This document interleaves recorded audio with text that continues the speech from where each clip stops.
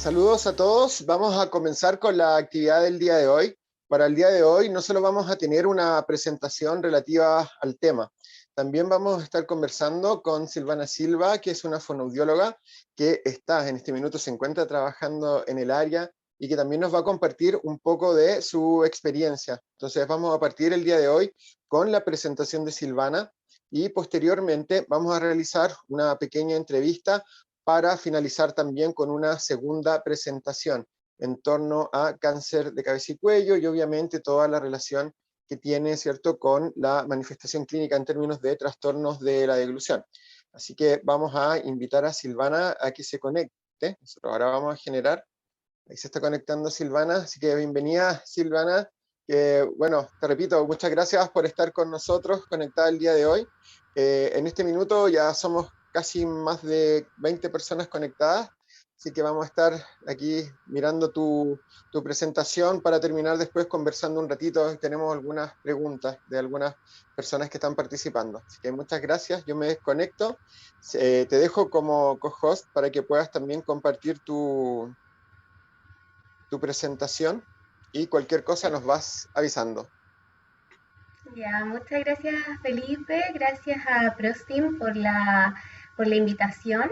La verdad es que compartir sobre el trabajo que uno ama, que le encanta, es lo mejor, ¿ya? Así que yo feliz de poder compartirlo con ustedes, de poder conversar hoy y espero, por supuesto, que les guste también lo que tengo preparado. Voy a compartir entonces mi pantalla. Acá tengo la presentación. Bueno, la verdad es que yo llegué a la fonooncología de forma un poquito accidental, ¿ya? Cuando estaba haciendo el magíster, que es un magíster en intervención vocal, ahí tuvimos un par de clases relacionadas con voces especiales. Dentro de estas voces especiales o los trastornos especiales de la voz estaban los trastornos asociados al cáncer, ya principalmente cáncer de laringe. Y ahí empecé a entrarme en este tema, por supuesto, estudiar, investigar. Y ahora, en la actualidad, me encuentro trabajando en una consulta de rehabilitación oncológica que se llama Oncokinesic en la ciudad de Valdivia, en Chile. ¿Ya? Entonces, acá hago una muy pequeña presentación bien introductoria para que después podamos conversar. Cuando nosotros hablamos de fonoaudiología oncológica o fonooncología, en realidad estamos mencionando, ¿cierto?, o abarcando un área que es bastante específica, ¿ya? Que se dedica principalmente a la intervención de los trastornos que están asociados al cáncer como un tumor in situ, ¿ya? Y a las secuelas que pudiese generar o provocar el tratamiento o los tratamientos que se vayan a realizar en la persona que tiene este tumor, ¿ya? Si hablamos de las áreas de la fonoaudiología que están involucradas en esto, principalmente vamos a ver aspectos relacionados con la motricidad orofacial, con la voz y con la cognición, ¿ya? Como fonoaudiólogos vamos a intervenir principalmente aquellas personas que tienen cáncer de la cabeza o el cuello, ya que van a generar alteraciones fonoaudiológicas en el tubo aerodigestivo. Es decir, se puede presentar una alteración a nivel de la cavidad oral, de la cavidad faríngea, la cavidad nasal o la laringe y senos paranasales, ¿ya? Entonces, cualquier alteración, cualquier aumento de masa, cualquier cirugía, cualquier tratamiento oncológico que vaya a afectar los tejidos que forman parte de este tubo aerodigestivo va a generar una dificultad, una alteración o una modificación en funciones orofaciales como la respiración, la masticación y la deglución, ¿ya? Que es el tema importante que nos convoca hoy y que yo sé que todos ustedes quieren escuchar. Como les mencioné al principio, las alteraciones a nivel de la elusión, de la motricidad orofacial o de la voz van a estar dadas principalmente por las secuelas que vaya a dejar el tratamiento oncológico determinado para la intervención en esta persona con cáncer, ¿ya? Entonces, dependiendo de la ubicación que tenga este tumor, que puede ser en el tubo, ¿cierto?, aerodigestivo o en las diferentes estructuras orofaciales, vamos a tener como tratamiento principal, ya, que puede tener diferentes objetivos, alguna cirugía en la mandíbula, en el maxilar, en la lengua, en los labios, en el velo del paladar, en la faringe, en la laringe o en la glándula tiroides, ¿ya? Entonces, todas estas cirugías van a tener como fin erradicar, ¿cierto? Sacar dentro de lo posible toda la zona que tenga células cancerígenas y además dejando un radio, ¿cierto? Un espacio en el cual se vaya como a evitar la formación de nuevas células cancerígenas. Entonces vamos a tener que, vamos a tratar una persona que ha sufrido la extirpación parcial o completa de alguno de sus órganos de la boca, de la cara, de la faringe, etc. ¿Ya? Y vamos a tener que trabajar, obviamente, evaluar y después intervenir a esta persona que tiene un colgajo o que va a ser, ¿cierto?, una estructura de otra parte del cuerpo para suplir esa que tuvo que erradicarse, o que va a tener que vivir a lo mejor con una placa puesta en el velo del paladar, etc. Y así vamos a tener que hacer diferentes adaptaciones dependiendo de la zona o el lugar que haya sido modificada. En relación a la estructura, vamos a tener que modificar la función. Tenemos por otra parte también uno de los principales formas de tratamiento oncológico, la radioterapia, ¿sí? Ahora, los aceleradores, ¿sí?, que son estas máquinas que se utilizan para la radioterapia, cada vez son más tecnológicos, cada vez son mucho más específicos en relación al lugar en el cual se lanza, ¿cierto?, esta radiación para poder ir quemando y que estas células cancerígenas vayan muriendo, ¿cierto? A pesar de eso, igualmente sufre o se generan daños en las estructuras que están alrededor, ¿ya? Estructuras tanto blandas como duras, tejido óseo, tejido muscular, tejido conectivo, van a verse afectadas por esta radiación, en donde vamos a tener como principales afectaciones la disminución de la producción de la saliva, ¿ya? Vamos a tener presencia de ulceraciones o desangramiento, principalmente en la mucosa, mucositis también, ¿ya?, que es esta inflamación y estas heridas que se generan en la cavidad oral y cavidad faríngea, que son muy dolorosas, muy molestosas y que requieren sí o sí una intervención fonoaudiológica para que la persona pueda alimentarse de forma adecuada. Vamos a tener también alteraciones asociadas, ¿cierto?, al dolor, a la odinofagia, radiodermitis, es decir, la piel empieza a dañarse, se endurece, se oscurece, y ahí también hay que utilizar ciertas cremas que uno puede ir entregándole, ¿cierto?, o diciéndole al usuario que las utilice. Eso a corto plazo, es decir, mientras la persona está con su tratamiento de radioterapia, se pueden presentar estas alteraciones agudas.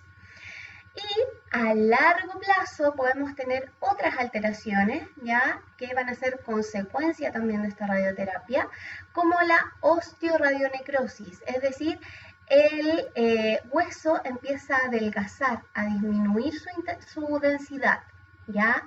También tenemos el trismo mandibular, es decir, se fija la articulación temporomandibular e impide la apertura o el descenso, ¿cierto?, y el ascenso correcto de la mandíbula. Por lo tanto, son personas que tienen dificultades para abrir la boca, tanto para hablar como para comer. vamos a tener fibrosis y rigidez de los tejidos. Los músculos sufren mucho la radiación. ¿Ya? Se puede generar también edema a nivel laringio de las cuerdas vocales, sobre todo cuando se utiliza radioterapia en el cáncer laringio. Y además vamos a tener una afectación en el sentido del gusto y del olfato, que es algo que a lo mejor ahora con el COVID, ¿cierto? Muchos fonoaudiólogos hemos salido ahí a la palestra para el entrenamiento, ¿cierto? La reeducación del olfato y el gusto, pero esto se viene haciendo hace mucho tiempo atrás con los usuarios oncológicos. Ahora, en los últimos 10 años, creo yo, ha habido una explosión de información, de estudios con respecto a la fonooncología, principalmente desde el área de la motricidad orofacial. Acá, por ejemplo, hay diferentes revistas, 2 libros también, ¿cierto?, que han ido surgiendo. ¿Por qué? Porque existe la necesidad de poder, ¿cierto?, evidenciar qué es lo que hace el fonoaudiólogo en esta intervención, tanto para la evaluación como para la rehabilitación de las personas con cáncer, ¿cierto? Ustedes están acá porque quieren estudiar, quieren saber más, pero en base a la evidencia, ¿ya? Esa es la idea, trabajar así. Entonces ahí les dejo esos estudios y esos libritos por si a alguno de ustedes les interesa leer un poquito más. Existen también protocolos. Sí, a los fonoaudiólogos nos encantan los protocolos. Debo ser sincera en mencionar que cuando tenemos un usuario oncológico, la diversidad de trastornos, de alteraciones o de modificaciones que nos podemos encontrar son tan grandes como la cantidad de usuarios oncológicos existen. Porque el tamaño del tumor va a ser diferente, la ubicación va a ser diferente, el tipo de tratamiento va a ser distinto, la edad de la persona, etcétera, ¿ya? Entonces, ahí la evaluación clínica, para mi gusto, es predominante, pero siempre tenemos que tener, ¿cierto?, ahí una estructura o alguna pauta que nos guíe, que nos ayude, sobre todo cuando estamos empezando a trabajar en un área. ¿Ya? Acá, por ejemplo, hay un protocolo que se creó en la Universidad de Chile, ¿ya? Ahí en el PPT están todas las referencias por si después quieren buscarlo también, ¿ya? En donde se van a evaluar estas funciones orofaciales que pueden estar afectadas, la respiración, la masticación, la deglución, ¿ya? Y en el área de voz también podemos ver afectada la calidad vocal y la resonancia, ¿sí? Si tenemos, por ejemplo, un tumor en el velo del paladar y a esa persona le extirpan el tumor, lo más seguro es que quede con una fístula, con un espacio, ¿cierto?, que va a conectar a la cavidad oral con la cavidad nasal y por lo tanto se va a ver afectada la deglución por la regurgitación del alimento, se va a ver afectada la resonancia, se va a ver afectada la respiración, ¿ya? Existe también un cuestionario. Este cuestionario se hizo la adaptación en el Instituto Nacional del Cáncer, ¿ya? Que tiene que ver con la calidad de vida asociada a la alimentación en personas con cáncer, ¿ya? Entonces, en este cuestionario se hacen diferentes preguntas para poder dimensionar cuánto afecta y en qué aspectos de la vida de la persona afecta más esta dificultad que pudiese presentar para comer. Y bueno, yo me dedico principalmente al área de voz y no puedo dejar de mencionar también el índice de discapacidad vocal o el VHI, que a lo mejor ustedes conocen, en donde también vamos a poder hacer cierto este cuestionario para determinar si existen dificultades a nivel de la voz, ¿ya? Y por ende de la comunicación en una persona que a lo mejor no tiene un cáncer de laringe, pero al recibir radioterapia en la faringe, en el velo del paladar, al ser sometido a una tiroidectomía o incluso a haber sido sometido a una cirugía por un cáncer de mamas, podríamos, o un cáncer de pulmón, pudiésemos ver afectada la calidad de la voz, ¿ya? Entonces es algo que no tenemos que dejar pasar nunca. Ahora, una vez que yo evalúo a esta persona, veo su situación, su contexto, el tipo de tratamiento oncológico que se está llevando a cabo, entonces yo voy a tener que plantear, ¿cierto?, mis objetivos terapéuticos. Ahí, por supuesto que voy a tener que encargarme de normalizar o adaptar el proceso de dilución, que este sea seguro, que sea eficaz y que sea satisfactorio para la persona, que esta persona pueda volver a alimentarse en un contexto social, es decir, que pueda volver a compartir con su familia, con sus amigos, salir a comer, ya, bueno, sabemos que en contexto pandemia esto ha disminuido bastante, sobre todo para las personas inmunodeprimidas, ¿ya? Y por lo tanto no les podemos quitar o disminuir el acceso a poder compartir con sus seres queridos en un contexto tan enriquecedor como el momento de la alimentación. ¿Ya? Y también, por supuesto, vamos a tener como objetivo terapéutico una comunicación eficiente. ¿Ya? Además de eso, hay estudios que señalan, y me imagino que ustedes a lo mejor han visto por ahí, que la quimioterapia pudiese generar también afectaciones a nivel cognitivo y a nivel de la audición. ¿Ya? Entonces, cuando nos presentamos a un usuario con cáncer, no solo nos vamos a preocupar de la deglución, sino que nos vamos a tener que preocupar de todos aquellos aspectos que pudiesen estar afectados o verse afectados por el tratamiento oncológico que se va a proceder a realizar en esta persona. Y por supuesto, como terapeutas que somos, nuestro objetivo principal es que esta persona pueda recobrar su calidad de vida, ¿sí? En todos los sentidos, en el sentido relacionado con la comunicación, con la alimentación, con la socialización, con sentirse mejor. Pensemos que el diagnóstico del cáncer es un diagnóstico muy crudo, muy difícil de sobrellevar, en donde las personas pasan por un duelo, ¿ya?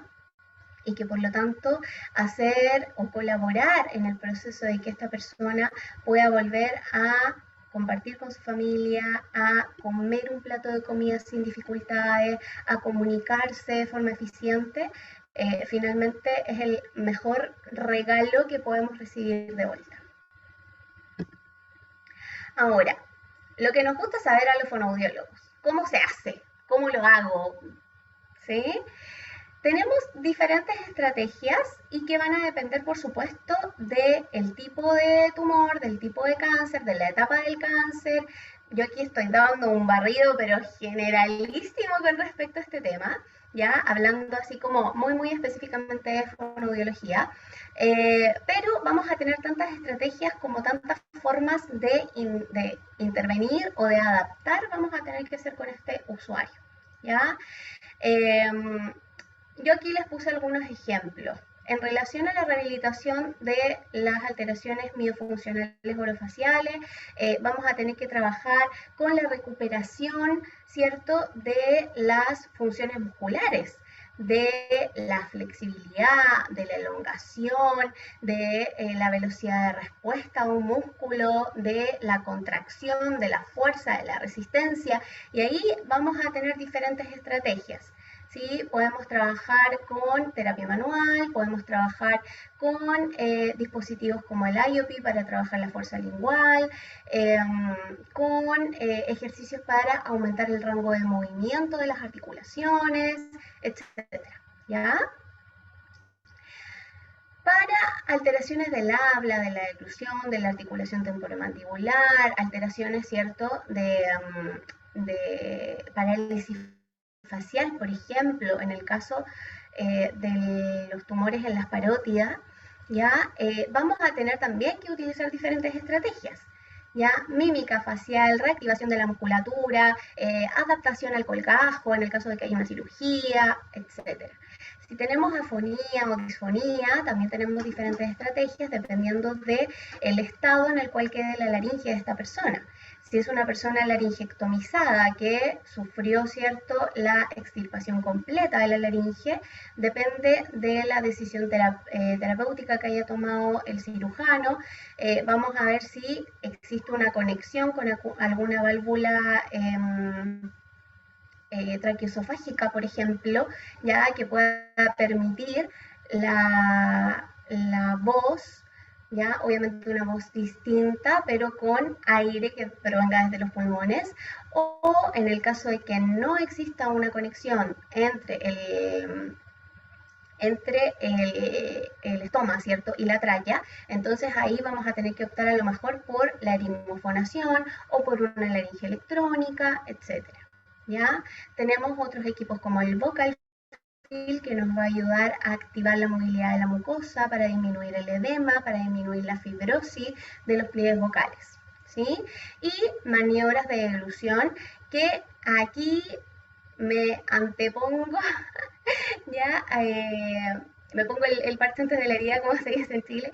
Hay muchas maniobras que están evidenciadas para usuarios, por ejemplo, secuelados de accidente cerebrovascular o que tienen algún trastorno neurológico de base y que quedan con una disfagia orofaringia, que en usuarios con cáncer de cabeza o cuello no vamos a poder usar.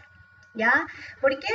Porque si yo tengo una fístula en el paladar, por ejemplo, no voy a poder hacer una maniobra, no sé, del mentón al pecho, porque la persona va a regurgitar, o sea, la comida se me va a ir por la nariz y no me va a servir de nada. Ya, si tengo, por ejemplo, una persona que haya sufrido una laringectomía parcial, va a ser difícil, ¿cierto?, hacer alguna maniobra en la cual la laringe se eleve. ¿Por qué? Porque va a estar desprotegida de las vías aéreas superiores porque le va a faltar, ¿cierto? Toda una hemiparte de la laringe. Entonces ahí viene nuestra flexibilidad, nuestra capacidad de adaptación, en donde vamos a tener que a lo mejor adaptar ciertas estrategias, adaptar ciertas maniobras o definitivamente no utilizarlas y hacer las modificaciones absolutamente específicas y particulares para cada persona. ¿Ya?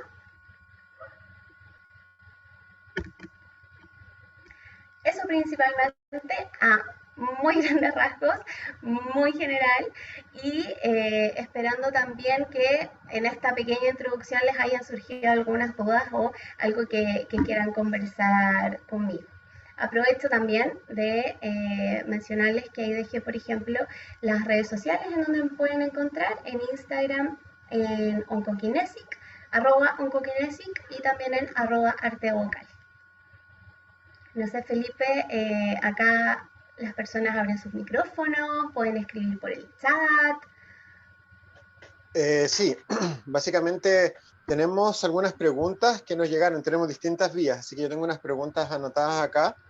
En el chat todavía no entran preguntas, a veces nos llegan por la otra vía, pero en general tenemos algunas preguntas, porque en realidad que esos también son las que nos han venido llegando.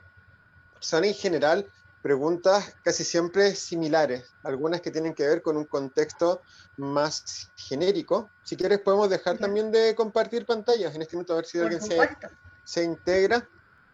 Tienen que ver algunas con un contexto mucho más genérico que tiene que ver con el tema de la intervención. Porque, por ejemplo, alguien acá nos preguntaba y nos decía que si bien estamos hablando de lo quirúrgico, nos preguntaba probablemente se sitúa en dos contextos.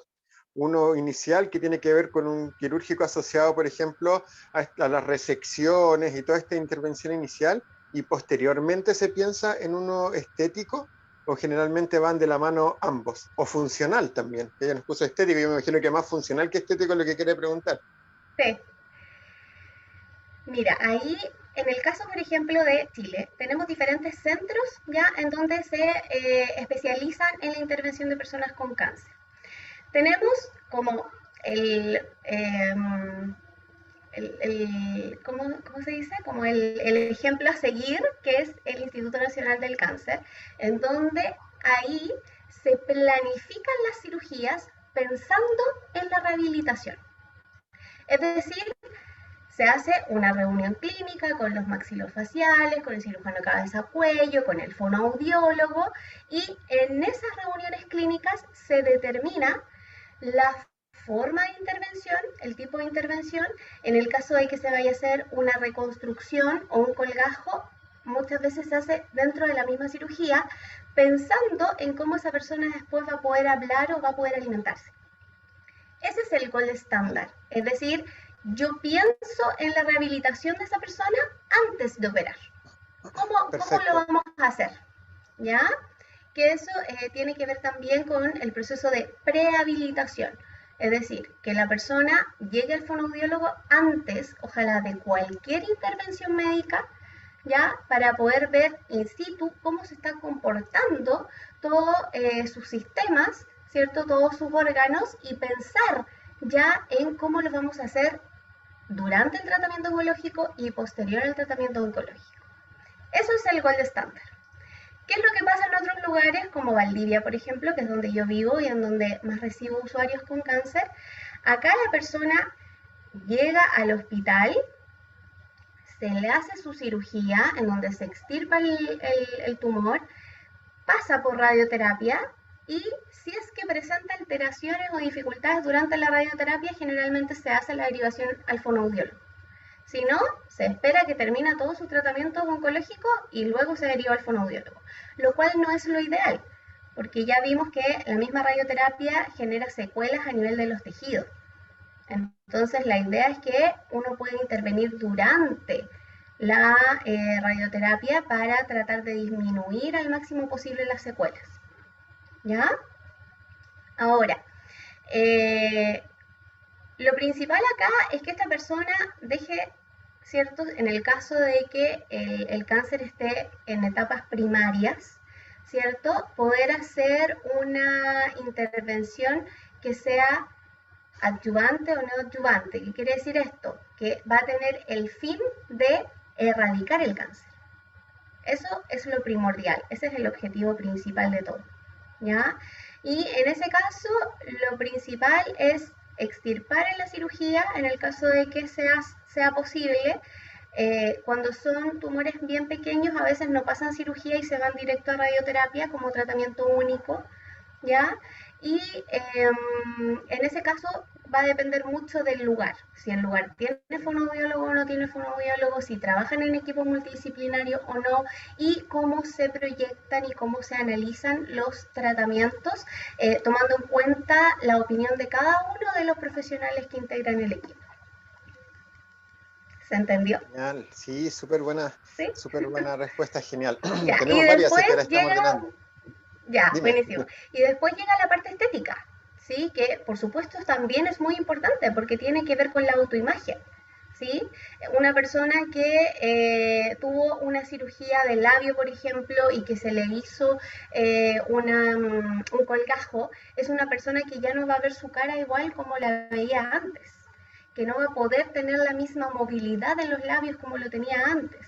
Entonces lo estético Perfecto. también es súper importante, ¿sí? Súper, justo teníamos una pregunta de eso, en términos del uso de los colgajos, pero súper particular. Yo también tengo una duda, pero también llegaron muchas preguntas que apuntan a lo mismo. Por ejemplo, sabemos que no es lo mismo una resección lingual que probablemente afecte un tercio de la lengua, que afecte los dos tercios anteriores, o un caso más severo, que sea algo ya que afecte la base de la lengua, porque en términos de glutorios, obviamente ya cuando ingresa a la base de la lengua a un tema quirúrgico y se te debe extirpar, se afectan muchos componentes biomecánicos de la deglución.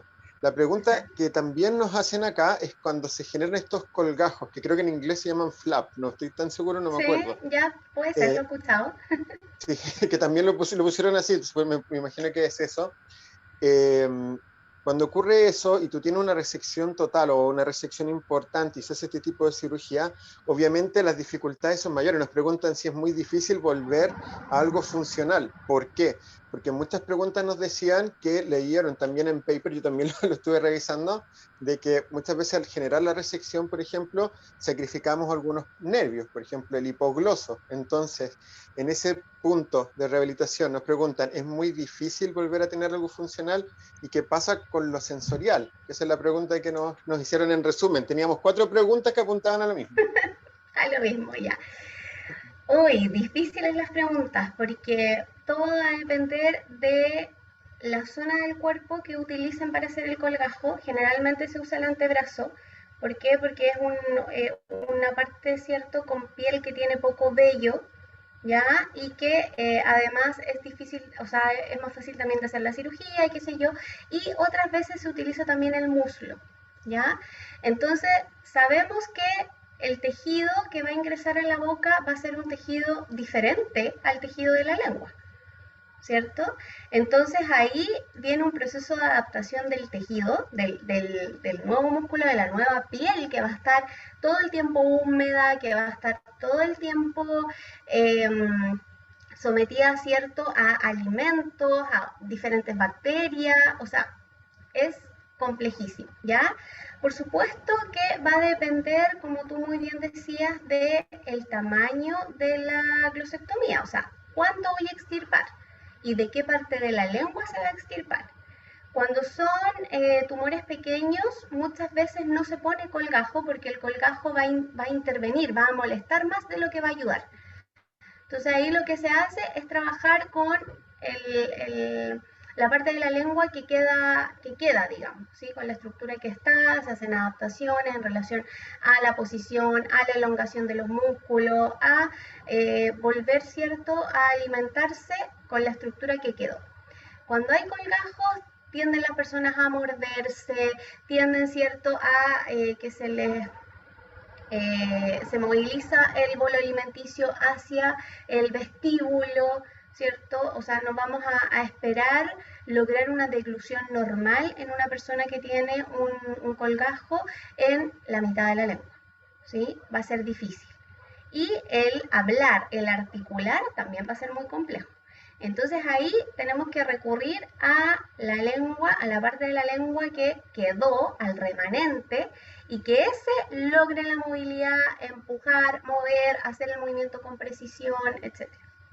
¿Mm? Ah, perfecto. Sí, gracias. Sí, esa es como una duda súper común que nos estaban planteando. Nosotros también tenemos, como te decía, distintas vías. Unas son la misma presentación acá, los otros son las plataformas del Congreso que también tienen gente ingresada. Entonces, por eso nos llegan las preguntas y son igual algunas bien específicas, pero también Mm, se tienden a repetir mucho. Por ejemplo, acá una zona súper específica que era ya sobre ver. la maniobra de Masako, que es esta maniobra de deglución con la lengua entre los dientes o Entre los dientes. anteriorizada. Sí, y eso, por ejemplo, aquí los puedo ayudar, te puedo ayudar también, de que en realidad eso lo crearon precisamente con usuarios con cáncer, ¿cierto? Con resecciones linguales importantes, donde no tenían básicamente la base de la lengua, y lo que hizo Logeman con esta otra autora fue visualizar en la videofluoroscopía. En realidad es como Logeman inventó prácticamente el protocolo de videofluoroscopía, aplicaba eso Claro, para todo. Entonces, cuando ven estos pacientes, empiezan a ver que al no estar la base de la lengua, la pared faríngea posterior compensaba y se anteriorizaba más. Entonces se perfecto. tendía a proteger más y diseñaron esta estrategia precisamente con ese tipo de usuarios. Entonces, actividad y trabajo hay. Lo que pasa es que muchas veces nosotros nos enseñan un poco, no sé si te pasa, que tendemos a tener como la formación desde la estrategia y perdemos un poquitito el contexto. Entonces, no muchas veces sabemos que esta estrategia es para eso. De hecho, nos ha pasado mucho que hay mucha gente que nos dice que no sabía que la pared faríngea posterior se anterioriza.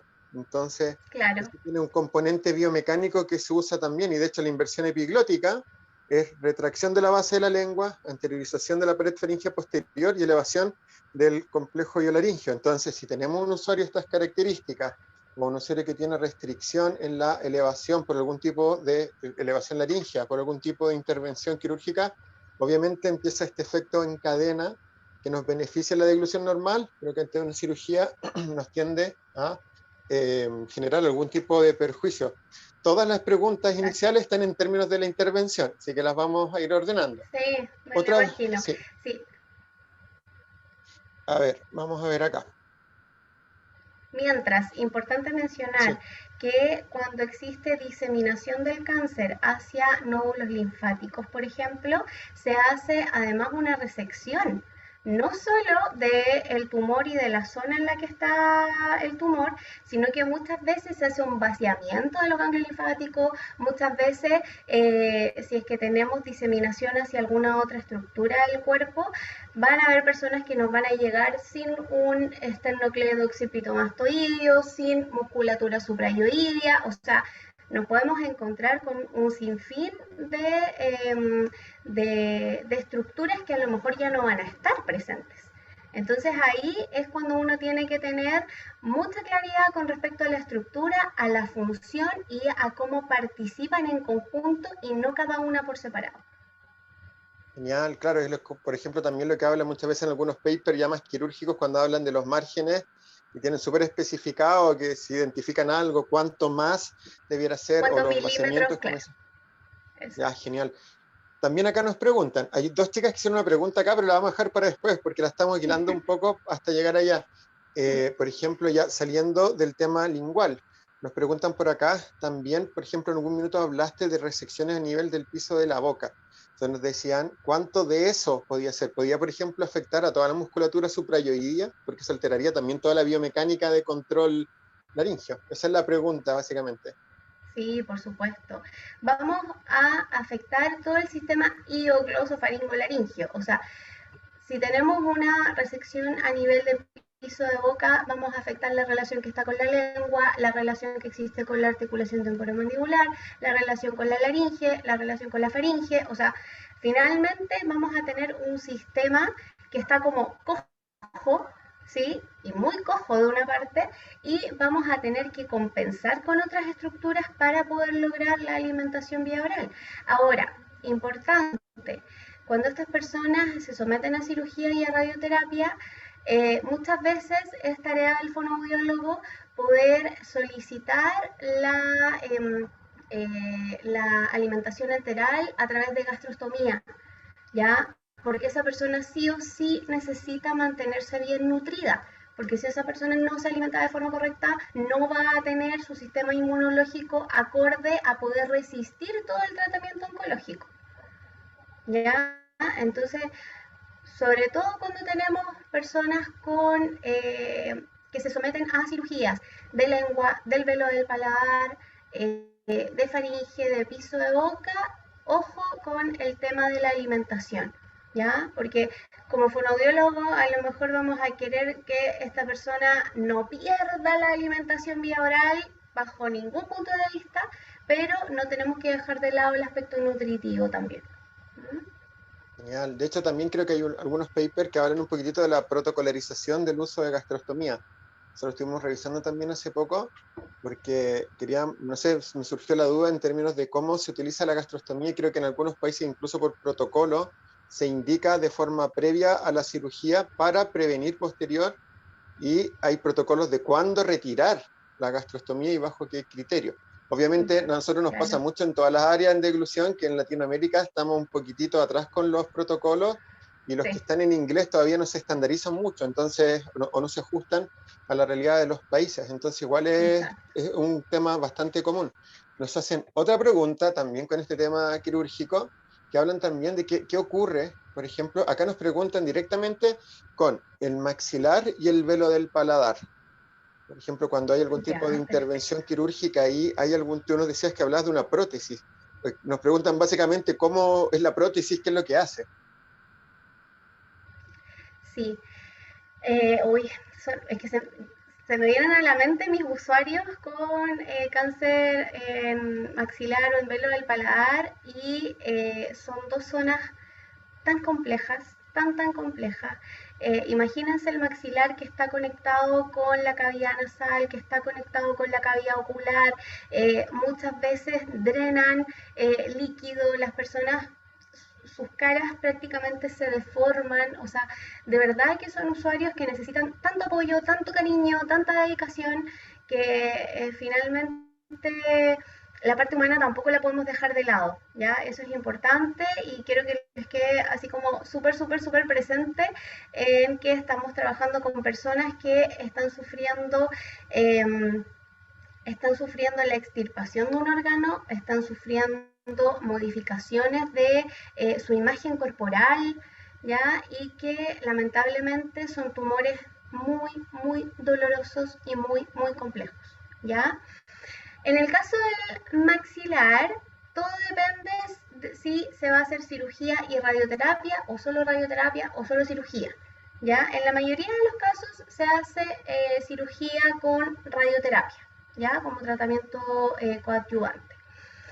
En ese caso, pensemos que la radioterapia va a afectar a los tejidos, ¿sí? Va a haber ulceración, va a haber inflamación, va a haber edema, va a haber fibrosis, ¿ya? Y eh, Dentro de todo eso, dependiendo del lugar del maxilar, se puede generar, por ejemplo, una fístula, ¿ya? Es decir, va a haber un espacio que va a conectar la cavidad oral con la cavidad nasal.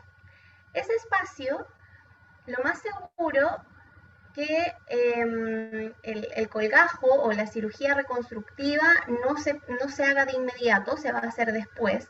Entonces, mientras, esa persona tiene que tener algo que le obture, ¿sí? Esa fístula, ese orificio, porque si no va a tener escape de alimento, escape de aire, escape de voz, entonces vamos a tener una alteración en la resonancia, en la dilución, etc. Y en el caso del velo del paladar también existen estas plaquitas, sobre todo cuando las cirugías, por ejemplo, extirpan el hemivelo del paladar, entonces una plaquita que obtura. ¿Para qué? Para evitar la regurgitación del alimento principalmente y la alteración de la resonancia. Y eso uno lo conversa con los maxilofaciales para mandar a hacer las plaquitas y obviamente es como una prótesis. Las personas que usan prótesis, ¿sí? Que vienen como con el paladar incluido, es exactamente lo mismo. Genial, súper. Sí, igual se generan varias dudas. Acá también tenemos una pregunta que yo sé que es un poco amplia, pero se relaciona mucho con algunas preguntas que nos llegaron. Básicamente, incluso tú lo tenías en alguna parte de tu presentación cuando hablabas de las consecuencias o las secuelas de la radioterapia. Acá nos preguntan un poco si existe alguna restricción postquirúrgica para la intervención fono. Me imagino que existe alguna restricción en etapa aguda, por ejemplo, para la intervención. Por ejemplo, Eh, post-cirugía, post-radioterapia también. Déjame pensar. Eh, a ver, generalmente en estado agudo uno puede intervenir inmediatamente para tratar de disminuir las secuelas del tratamiento oncológico. Es decir, si una persona está en radioterapia, está recibiendo.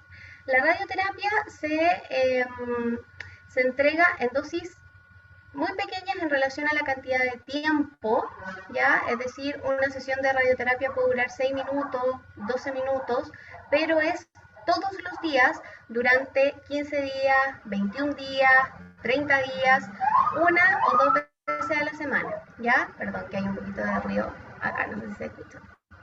Ya.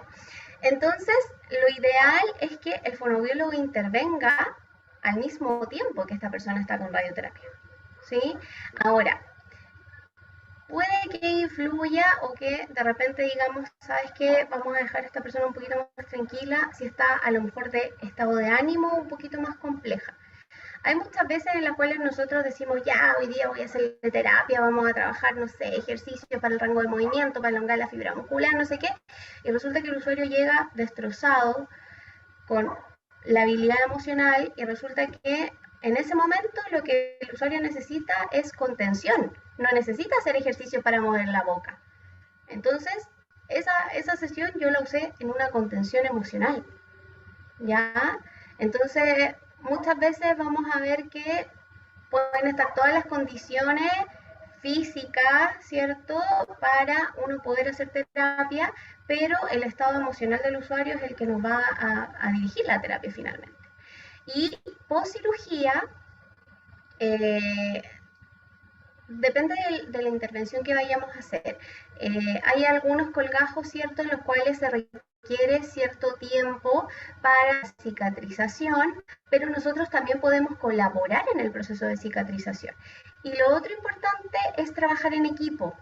Entonces acá necesitamos sí o sí un partner con el kinesiólogo, por ejemplo, oncológico, porque de repente vamos a tener usuarios que van a estar muy edematosos, en donde se va a tener que hacer, por ejemplo, drenaje linfático, ¿ya? Entonces ahí, si yo tengo un usuario muy edematoso, a lo mejor ni siquiera voy a poder palpar estructuras. Y ahí voy a necesitar que el kine lo vea primero, que le haga drenaje linfático, si es que yo como fonoaudiólogo no lo sé hacer, y ahí entonces voy a poder intervenir después de eso. ¿Ya? Genial, ¿no? Súper.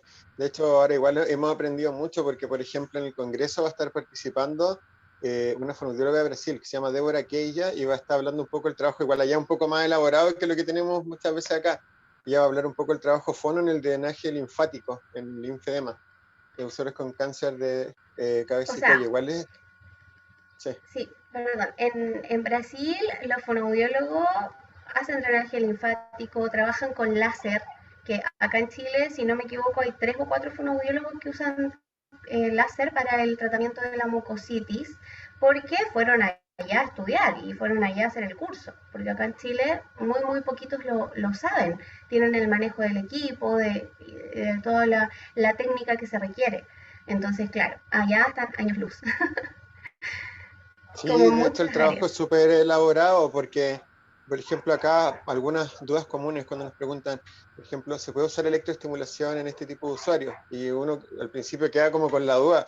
Yo incluso teniendo mucha experiencia me daba miedo, hasta que conversamos con algunos fonos de Brasil, otros de Estados Unidos, que nos decían que, por ejemplo, en usuarios post-radioterapia, en etapa post-aguda, se puede trabajar. El problema es la fibrosis, que genera una barrera mucho más amplia e implica también que tú como profesional tengas que manejar muy bien la electroestimulación para poder jugar con la programación y poder solventar eso. Y Exacto. muchas veces se manejan los parámetros para que este estímulo sea más profundo. Y utilizas, por ejemplo, los anchos de pulso mucho más grandes que los que utilizarías en un usuario normal o uno infantil. Y ahí viene todo el tema de, ¿y qué pasa si el usuario es infantil y tiene radioterapia y está en ese contexto y por eso tienes que manejar mucho? En Brasil, creo yo, tienen mucho recorrido y tienen mucho más Sí. especificadas las formaciones.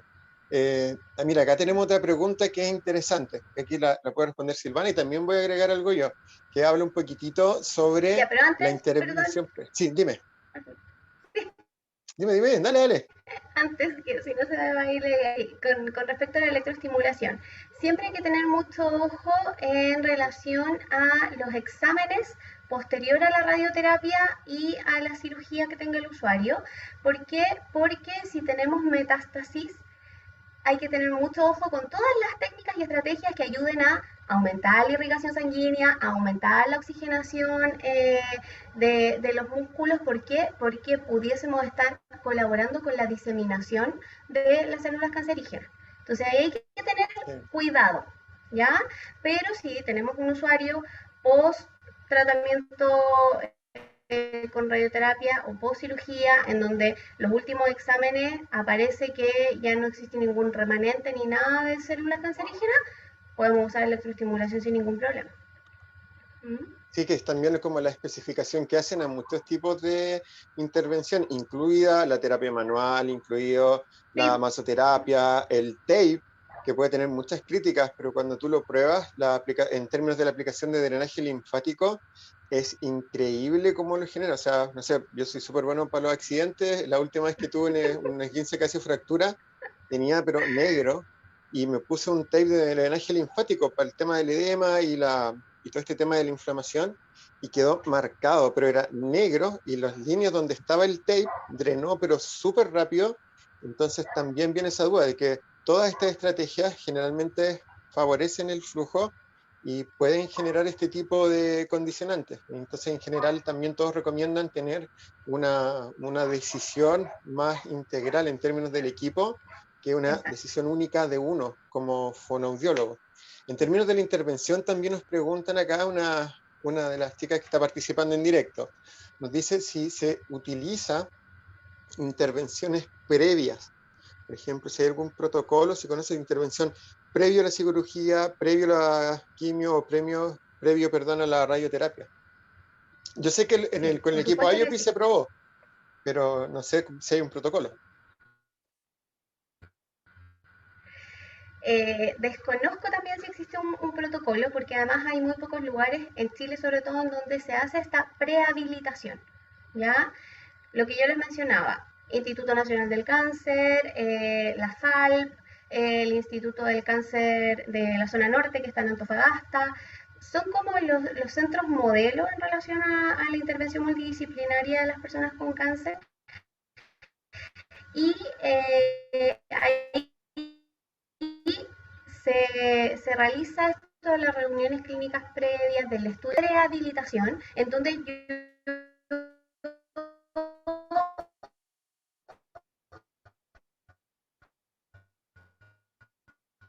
debiese evaluar al usuario antes de que se someta a cualquier tipo de intervención. Voy a ver qué cosas puedo realizar antes, ¿sí? Perfecto. Por ejemplo, no sé, si me encuentro con una persona que tiene o no sé, un rango de movimiento disminuido por el dolor, ahí voy entonces que tener que trabajar para, ojalá que esas estructuras se encuentren en la mejor condición posible previo a someterse a la cirugía o previo a la radioterapia.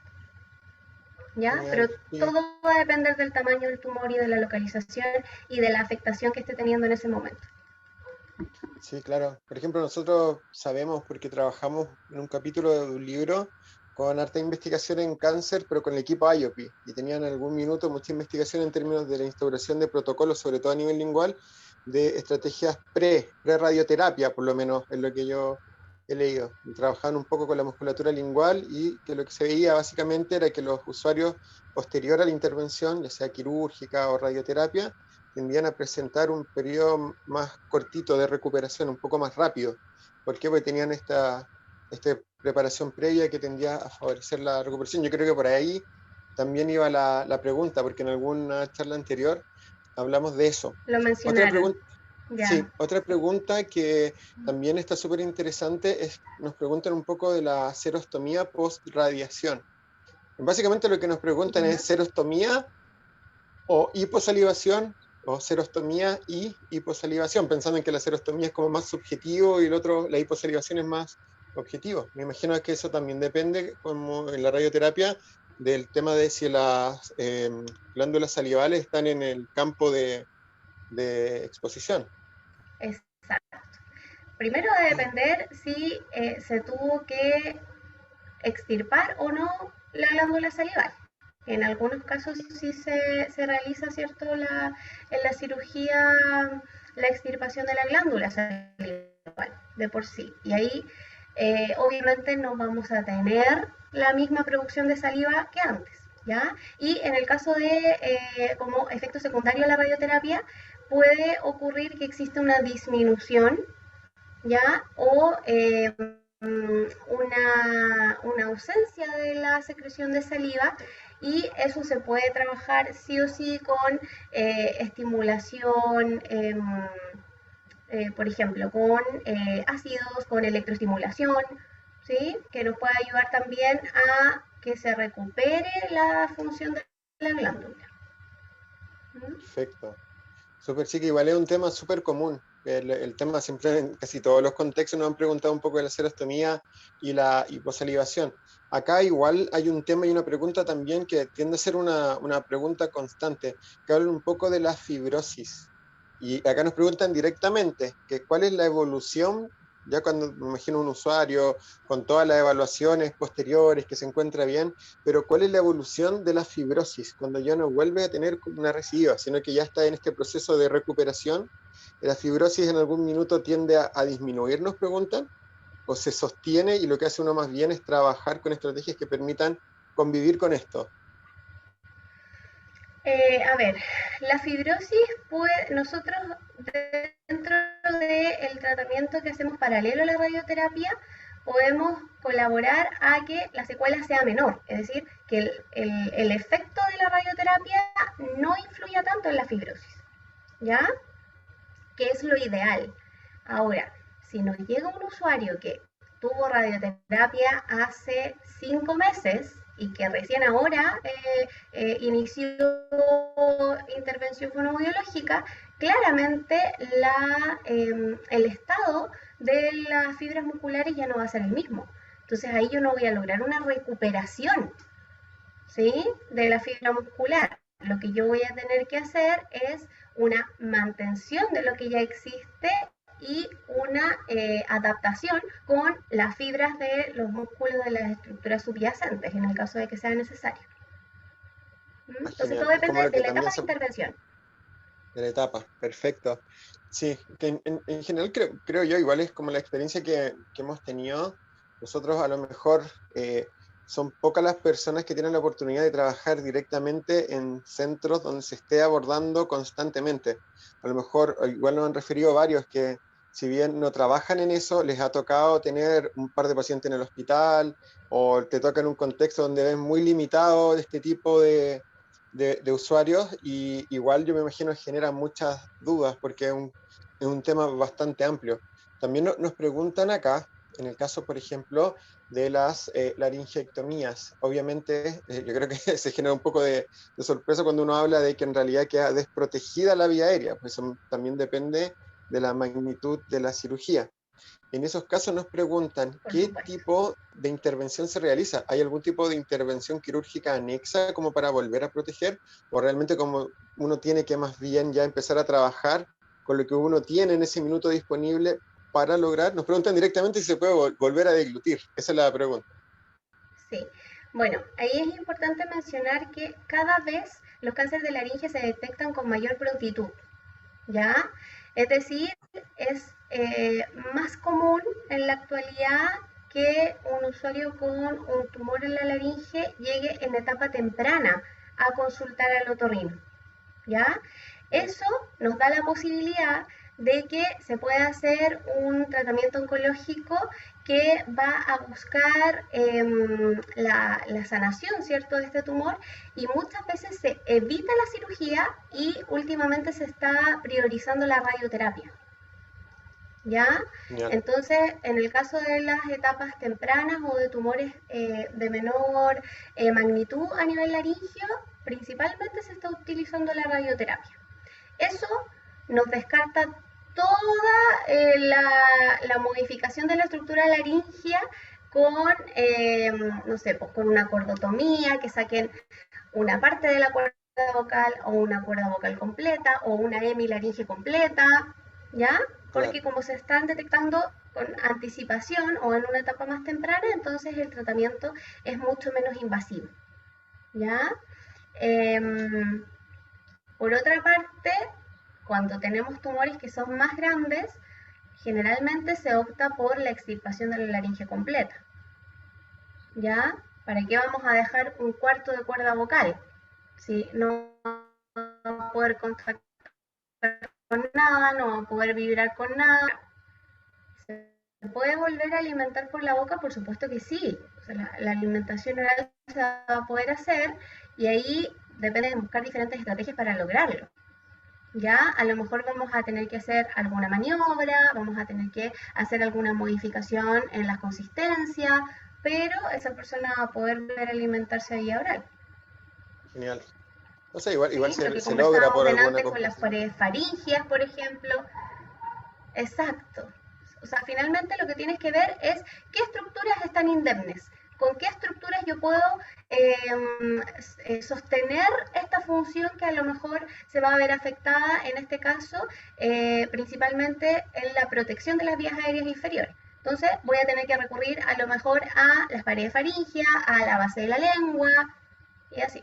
Algún movimiento, alguna maniobra que signifique la lateralización de la cabeza o algo para proteger las vías aéreas. Súper, perfecto. Y obviamente imagino ahí también, bueno, cuando está disponible, tener alta ayuda, por ejemplo, de tener la biofluoroscopía a la mano para ir verificando.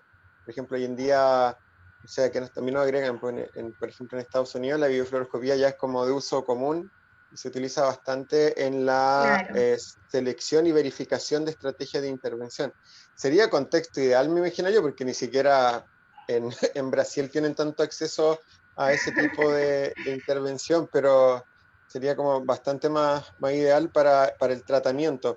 Otra pregunta por que supuesto. tenemos acá es básicamente en términos de los tiempos de intervención. Yo me imagino que eso igual depende de la magnitud o si tienen, por ejemplo, más protocolorizado en términos del trabajo asociado a la fibrosis.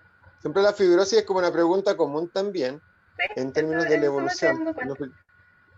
Sí, pero nos Sí, dicen si eso es más bien, igual yo personalmente creo que depende un poco del usuario y de la evolución que vaya teniendo también, pero en tu experiencia, ¿sientes que eso es variable de cada usuario, nos preguntan? ¿O también existe algunos periodos donde uno se espera que tengan los usuarios un cambio? o una modificación o una potenciación funcional, y si después de ese tiempo no se logra, uno más bien empieza a pensar en mantener lo que tenemos ahí y o evitar un poco los descensos en el rendimiento. O sea, yo creo que por una parte es muy variable dependiendo de cada usuario, dependiendo del tamaño del tumor y dependiendo del tipo de intervención oncológica que se realizó. Pero por otra parte, como terapeuta, yo también tengo que tener límites con respecto al cumplimiento de objetivos. Entonces, si yo, no sé, en 3 meses de intervención no logré que alguna función muscular se readaptara, entonces tengo que pensar en que a lo mejor voy a requerir de una cirugía para poder compensarla. ¿Sí? O sea, yo quisiera, por ejemplo, que la pared posterior faríngea hiciera el cierre completo del esfínter velofaringio, pero resulta que no me alcanza. Por más que yo he trabajado la faringe, por más que he hecho ejercicio, por más que he utilizado técnica, resulta que sigue habiendo, ¿cierto?, un espacio en el esfínter velofaringio que no cierra completamente.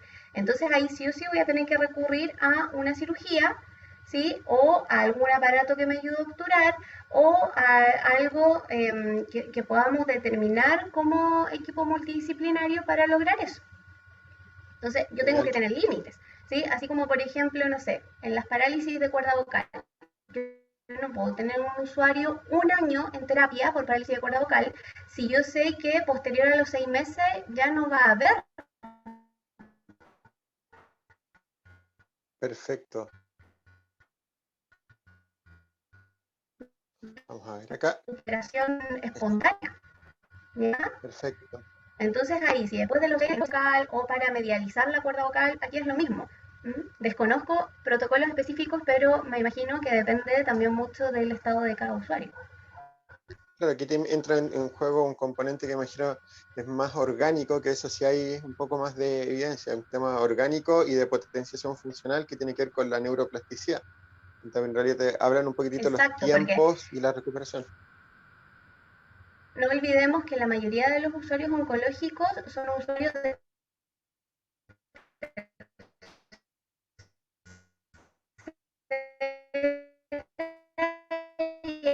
hasta cuarta, o sea, no es lo mismo trabajar con un músculo de una persona de 20 años que con un músculo de una persona de 80. Claramente Perfecto. la reacción y la activación muscular va a ser distinta. Entonces la Sí, no, de recuperación hecho también va a sí. ser diferente. Sí, de hecho acá también tenía una pregunta con eso, pero es más genérica, que nos comentaban un poco de que, bueno, muchos papers hacen referencia a que últimamente, ¿cierto? En los últimos años, siempre se hablaba un poquitito de que la prevalencia de cáncer de cabeza y cuello era mayor en adultos mayores, prácticamente los 65 años hacia arriba. Pero también en muchos papers se habla que una de las causas actuales que se ha visto más prevalencia tienen su origen en la presencia de cáncer asociado a tabaquismo y alcoholismo, principalmente tabaquismo, y que eso también genera una mayor prevalencia en un rango más temprano de edad, entre los 25 y los 65 años. Eso nos ponen acá también. Nosotros igual habíamos buscado algo, habíamos Sí, encontrado y algo lo similar. otro, ¿Sí? sí, la otra causa que está prevaleciendo en relación a los cánceres de cabeza-cuello es el virus del papiloma humano, Sí, eso que está también lo habíamos ganando leído. mucho terreno. Sí, está ganando mucho, mucho, mucho terreno en todos los cánceres de cabeza a cuello, y hay que tener mucho cuidado, obviamente en la educación sexual y también en el manejo, ¿cierto?, de todo lo que tiene que ver con el abuso del tabaco, del alcohol y de la marihuana en el caso de las personas que, por ejemplo, fuman marihuana y que el efecto de la combustión que se genera en la laringe pudiese también favorecer a la aparición de cáncer laringe. Perfecto. Sí, que es un tema súper interesante. Justo también habían agregado lo del papiloma también como una causa. Entonces nos preguntaban también si en tu experiencia también te pasa esto de ver con mayor frecuencia usuarios más jóvenes con este tipo de manifestaciones. Eh, sí, la verdad es que sí. Eh, eh, Usuarios principalmente entre 50 y 60 años, diría yo. Perfecto. Súper, sí, La son mayor preguntas súper prevalencia comunes. en la actualidad. Genial. Y aquí hay una pregunta también interesante que nos llegó, porque uno igual habitualmente se tiende a centrar como en los componentes más orgánicos, pero ya desde lo funcional nos preguntan qué es lo que, o sea, qué es lo que tú has visto en la clínica, en la práctica, en términos respiratorios. Yo me imagino respiratorios habla, respiratorio deglución. Si se genera algún tipo de alteración, yo obviamente me imagino que sí, porque si estamos hablando de modificaciones estructurales, algo puede haber. Yo por lo menos he leído un poco que se pueden generar ciertas incoordinaciones asociadas a la deglución. No sé cómo, ¿qué nos puedes aportar tú? Claro, claro, podemos tener algún tipo de descoordinación en el mecanismo de deglución-respiración, ¿sí? Pensemos en una persona, por ejemplo,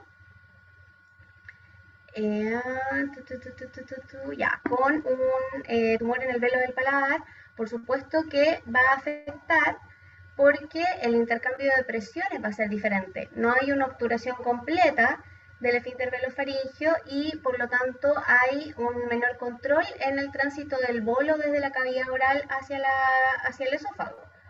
¿Sí?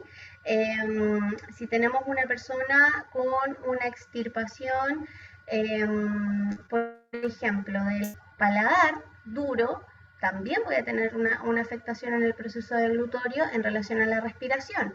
Voy a tener una regurgitación que va a estar lo más seguro impidiendo todo el tiempo, ¿cierto? El proceso respiratorio correcto y sobre todo asociado a la deglución. Y dónde más podría estar afectado? Yo me imagino también la interacción, por ejemplo, cuando ocurre con tráqueo. Ahí también debe haber toda una interrelación Por entre lo que sería supuesto. considerado como cirugía y la traqueostomía. Sí, exactamente. Genial. Sí, sí, por ahí estamos ya con las preguntas, quedan poquititas. Eran más de las que esperábamos, pero igual Sí, está súper sí. interesante también tener un poco de tu Ahí punto de hay que vista. tener bastante ojo. Sí, está interesante porque es tan diverso,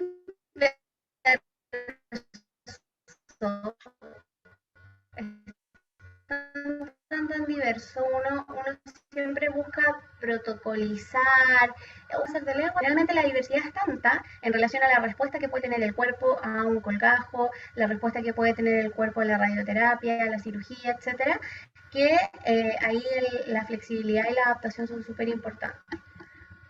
Genial. Y acá está, yo creo que la última pregunta, porque se resume bastante en 3 o 4 preguntas que nos llegaron, nos hablan un poco de la higiene oral y la intervención. Acá yo sé, porque también encontramos muchos papers que hablan de higiene oral y también hablan de posibles alteraciones a nivel del maxilar inferior. ¿Por qué? Porque se habla un poquitito de la interacción entre el maxilar, la radioterapia, la higiene oral y la pérdida de piezas dentarias, que tiene todo un tema ahí en el manejo. Entonces nos preguntan, en tu experiencia, si existe alguna correlación entre la radioterapia y a lo mejor la pérdida de piezas dentarias. Y lo otro es que nos preguntan si ¿Sí? posterior a estas intervenciones, ¿qué podríamos usar como estrategia de higiene oral? Pero específicamente nos preguntan, por ejemplo, muchas veces trabajan con clorexidina y con algunos compuestos en particular, con algunos accesorios. Entonces yo me imagino que lo que están preguntando es si post radioterapia, por ejemplo, tú puedes utilizar estos accesorios o este tipo eh, de líquidos o de distintos Del implementos para locutorio, sí. limpieza. Sí. ¿Sí? Bueno, primero que la radioterapia tiene una secuela a largo plazo que es la osteoradionecrosis. Es decir, disminuye la densidad del hueso y por lo tanto se tienden a perder piezas dentarias tanto del maxilar inferior como superior. ¿Sí? Son personas que en la mayoría de los casos no se pueden lavar los dientes con pasta de dientes. ¿Ya? ¿Por qué? Porque la abrasión que se puede generar por el cepillado pudiese generar, pensemos que una persona que está sometida a radioterapia tiene la mucosa irritada, edematosa, a lo mejor con úlceras, ¿ya? Y que por lo tanto un cepillo de dientes va a generar mucha mucho roce o puede generar también una herida, ¿ya? Entonces, y además si le sumamos que es una persona que tiene mucositis, ¿ya? Obviamente que el uso de todo lo tradicional con respecto a la higiene oral no la vamos a poder utilizar. Yo, mi experiencia en lo que yo vi en el hospital, por ejemplo, a las personas se les recomienda el uso de bicarbonato. Ya, Bicarbonato de sodio mezclado con agua. ¿Y eso para muy qué? bien. Para disminuir la aparición de bacterias. Pero es bastante abrasivo también el bicarbonato, ¿ya? Se usa para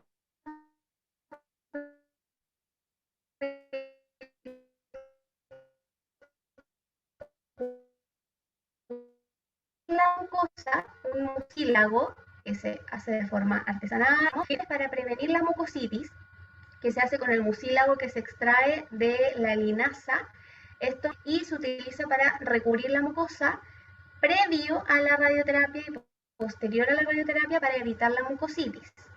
Y además de eso se puede usar algún colutorio sin alcohol y idealmente sin clorexidina para evitar la irritación de la mucosa. Irritación, perfecto. ¿Ya? Y disculpen, justo nos dicen Esa. linaza, manzanilla, ¿y qué más era? Justo se perdió ese pedacito, y se escuchó linaza, manzanilla. Es, sí, es el mucílago, como el gel, cuando yo pongo a Ya, remojar la linaza o la chía, sale un gel, ¿cierto?, de la semilla. Ese gel yo lo mezclo con, puede ser manzanilla y matico, pensando ¿cómo se llama? Las propiedades antiinflamatorias y también cicatrizantes que tienen, ¿cierto?, la manzanilla y el matico.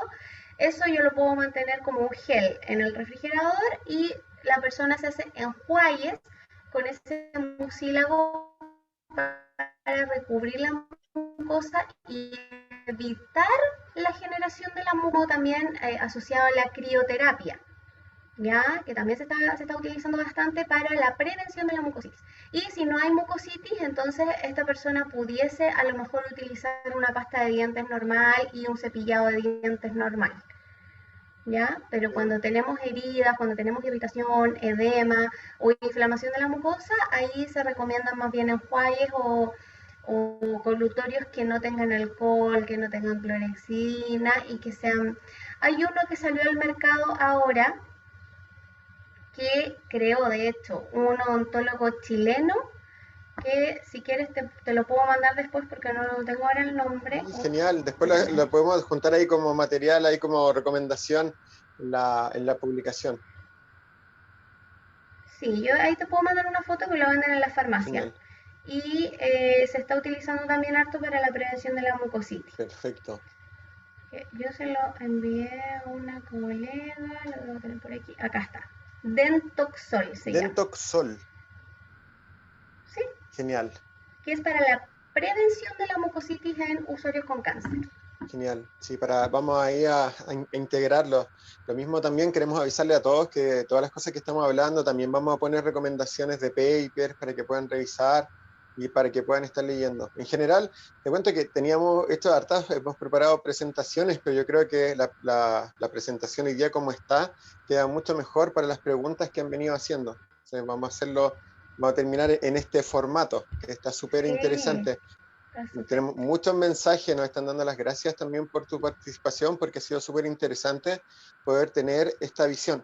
A nosotros nos ha pasado mucho, por ejemplo, en el último tiempo, en la empresa estamos trabajando con algunos proyectos, ¿cierto? Que son, por ejemplo, con usuarios de escasos recursos de Latinoamérica. Estamos generando ahora también un proyecto para poder viajar a esos países a atender pacientes. Y nos ha pasado que en Ah, muchos casos nos están diciendo y nos están comentando, o sea, nosotros lo estamos viendo para usuario neurológico infantil, pero nos pasa ya. también que así como tenemos los problemas con ellos, que son usuarios, por ejemplo, infantiles con traqueostomía, que por ejemplo no tienen acceso a una válvula y llevan hospitalizados 2 años porque no tienen una válvula o no tienen un filtro, ocurre Mm, mucho también en usuarios oncológicos que no tienen acceso a la intervención. Entonces, ¿qué es lo que sí. ocurre también?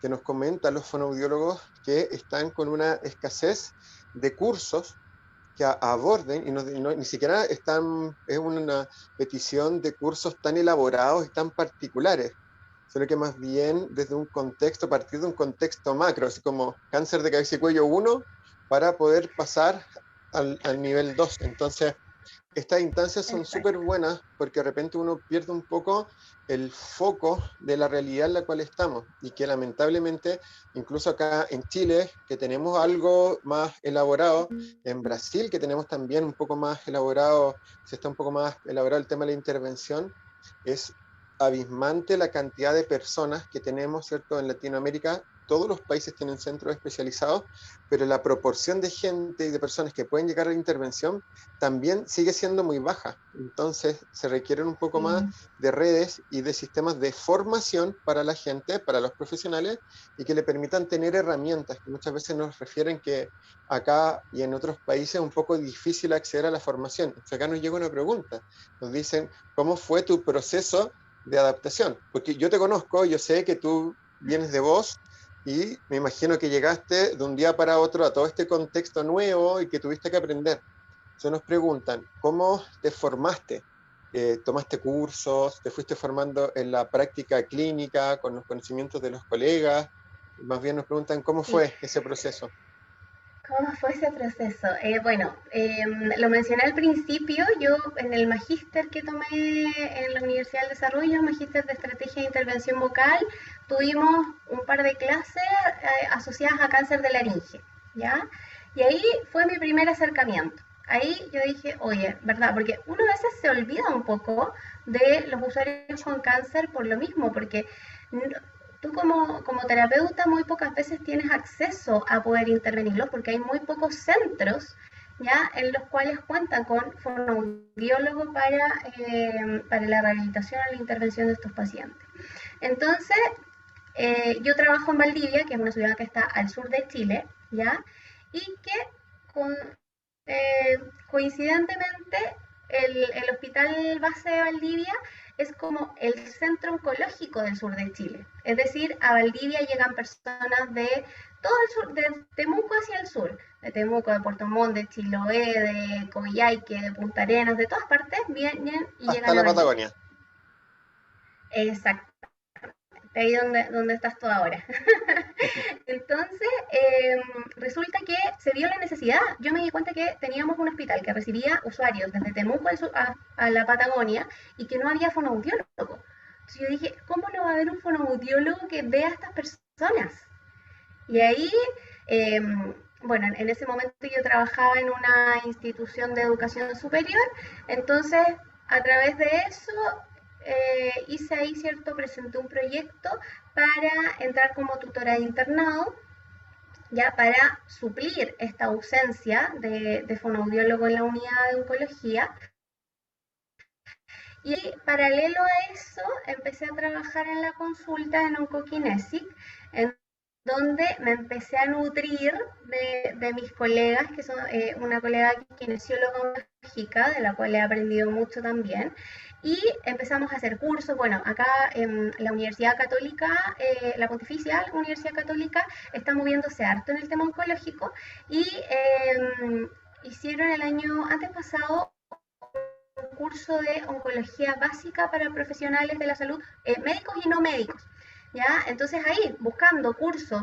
Aquí lo importante cuando trabajamos en el área oncológica es no solo, porque uno como fonoaudiólogo tiende a decir, ya, cáncer de lengua, ¿cuál es la intervención? ¿Cómo lo hago? Pero resulta que la oncología es un área, pero inmensa, que requiere de mucho Yes. conocimiento. Entonces yo tengo que empezar por la oncología y de ahí empezar a irme a la fonoaudiología, a la fonooncología y a la intervención del paciente oncológico desde la fonoaudiología. Entonces tengo que ir de lo más básico a lo más específico. Y eso es lo que me he dedicado principalmente, porque la formación que he tenido con mis posgrados o con los diplomados me ha permitido, ¿cierto?, conocer todo lo que tiene que ver con la fisiología, con la fisiopatología, con la función muscular, etcétera, ya que ahí voz, motricidad orofacial, deglución, estamos así, uniditos, ¿ya? Unido. Y teniendo esa base, ya lo que he ido como aprendiendo, los cursos que yo he tomado principalmente son de oncología, ¿ya? O sea, imagínense, oncología básica, desde ahí en adelante. Desde ahí, sí. Entonces, si alguno de ustedes está interesado en trabajar en esta área, yo les recomiendo sí o sí empezar por ahí. Empezar desde la oncología, entender el proceso oncológico, desde la sí, oncogénesis en adelante. O sea, qué pasa con las células, qué pasa con el ADN, qué pasa desde ahí. Y desde ahí irse hacia la especialización en fonoaudiología y qué es lo que yo puedo hacer como fonoaudiólogo en las personas que sufren este tipo de patología. ¿Mm? Perfecto. Sí, eso es una pregunta súper recurrente. Yo creo ya con eso vamos a ir cerrando. Así que genial. Y también le queremos dar las gracias a la gente que participó, porque en realidad esperábamos Sí. 3, 5 preguntas, salieron muchas preguntas. También es entretenido poder tener la interacción con todos, porque esto también nos ayuda bastante. Como les comentaba, bueno, aquí también nos preguntan del proyecto, eso más adelante ahí les vamos a ir contando, pero en general estamos viendo que hay muchas necesidades en términos de las posibilidades de formación, de tener cursos, de tener acceso a la información. Nosotros tenemos una política en general que la instauramos con María José acá, que es el acceso, facilitar el acceso. Entonces tenemos cursos mucho más baratos, los libros son baratos, la idea es que pueda acceder más gente, están tipo ebook para que los puedan piratear y se los regalen a otras personas. O sea, la idea un poquitito O sea, el es acceso a la generar información está. sí, el acceso a la información está. Le hemos enseñado a todo el mundo a ocupar SciHub también para que tengan acceso a los papers. Y la idea un poquitito de esto es básicamente poder compartir y tener experiencias. Y ahora, en estas experiencias hemos visto que el manejo de pacientes traqueostomizados, el manejo de pacientes quemados y la fonooncología son tres temas de mucho interés en Latinoamérica, por lo menos, y que a la vez, bueno, en España también, y que siempre nos están preguntando, y que a la vez siempre se refiere a lo mismo, que es la dificultad para poder acceder a algún tipo de formación, curso, formación continua, posgrado, etcétera. Entonces, en ese contexto hemos venido trabajando también por lo mismo, incluyendo de a poco estas temáticas. También les queremos contar que estamos también invitando a Silvana a participar en la comunidad de una actividad que vamos a estar realizando, yo creo que en el mes de junio. Decidimos postergarla un par de meses para hacer algo mejor, para que pudieran también acceder, porque de pronto empezamos a tomar temas y nos llenamos de temas y queremos hacer algo más bien estructurado. Y lo mismo con el proyecto, porque el proyecto fue, lo que nos preguntan, fue una casualidad. En estas mismas charlas gratuitas nos contactaron primero una fundación que es de mamás de niños traqueostomizados en Latinoamérica.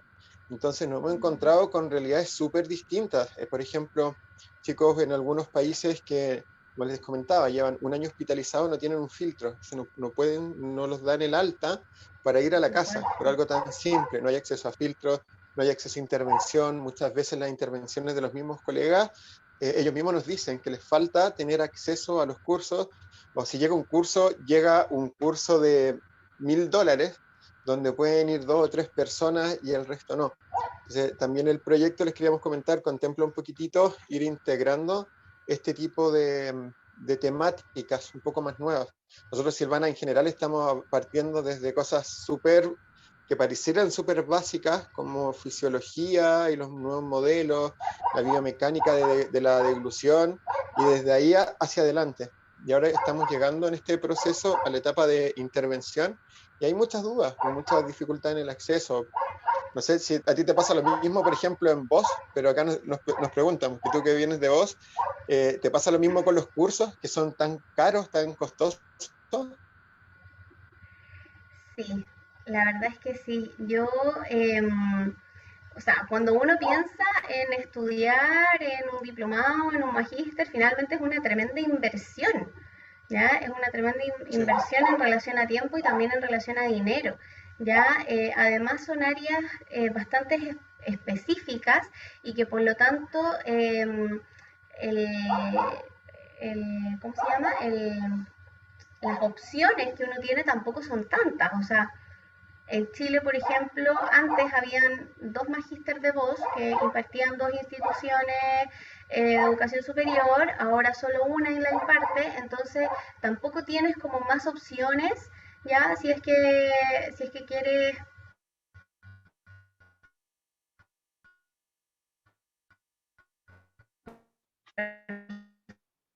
perfeccionar, estudiar más, diplomados, a lo mejor ahí tenemos un poquito más de variedad. ¿No? Y eso que la mayoría de las cosas ahora ha tomado una modalidad online, que muchas veces te ahorras Sí, muchas logística del hecho de hacerlo sí. presencial, pero han aumentado los precios, entonces ahí tú dices, chuta, cuesta, cuesta, y Sí. sobre Por todo ejemplo, pensando en fonoaudiología.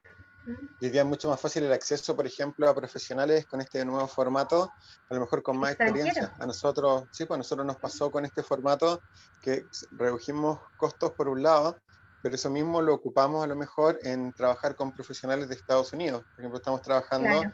con la jefa de la unidad de fonoaudiología del Hospital John Hopkins, que es Heather Clark, que yo la he admirado toda la vida. Estaba hablando con ella por Zoom y me estaba muriendo de decirle que era genial tu trabajo. O el hospital, el jefe de Paz fonos del número Hospital de uno. Nueva York. Sí. Claro. De hecho, creo que tú me conoces, pues, hay un paper de ella que yo comparto por todos lados, que es como el año 2003, que es buenísimo. El jefe de fonoaudiología del Hospital de Nueva York. Estamos trabajando con Mayeli Huckabee, que es experta en biofeedback. Entonces, se dan más opciones, pero el tema, sabemos también, y por eso respondemos un poco a esta pregunta de que los cursos son más costosos. Nosotros, por ejemplo, integramos en una formación anual de deglución y organizamos este congreso para partir. Tiene 24 Claro. personas, dura como 4 días, una locura, pero la idea es Tremendo un congreso. poquitito hacer esto y también ayudar un poquitito a acceder a la información, porque si bien sabemos que un diplomado, que una formación, a lo mejor un programa de formación continua de postítulos no tiene el grado, por lo mejor que tiene un magíster o un doctorado, la gente y en general todos nosotros estamos buscando cursos, pero estamos buscando cursos que tengan ya un cierto nivel de calidad. Muchas veces nos reclaman también Claro. que costos muy elevados y que la información a lo mejor no es tan acorde con lo que la gente espera. Entonces, igual es Claro. importante, y aquí también nos dicen que en realidad en la intervención de pacientes oncológicos es súper restringido el número de cursos y también muchas veces la información, que no están muy claras las líneas, cuesta un poquitito a lo mejor tomar. Yo me Hay imagino que debe pocos ser súper estudios, complejo. Sí. sí, sí. Pero yo creo que tiene que ver con el desarrollo de la oncología a nivel, hubo 3 centros en los cuales tú puedes pensar, estos lugares en realidad están haciendo una intervención multidisciplinaria, aquí de verdad hay acceso como a las mejores formas de intervención y en el resto del país la realidad no es así. O sea, Sí. pensando por qué no hay espacios, pensando por qué no están los profesionales necesarios, entonces, como muy a la chilena, Claro. con el mínimo de recursos tratamos de hacerlo mejor. Entonces, Gracias. claro, eso pasa. Eso pasa lamentablemente, pero de a poquito vamos a ir creciendo y dándonos estos cursos. Yo creo que también ayudan a que muchos colegas digan, hoy, en verdad, si voy a tratar a un usuario oncológico, necesito saber qué tengo que hacer, cómo lo tengo que Eso. hacer, y buscan información, buscan evidencia, buscan formarse en el tema, que también es lo que se necesita. ¿Mm? Así que muchísimas gracias por la invitación y por el espacio. Sí, muchas gracias Silvana por participar, te queremos las gracias ya para ir cerrando.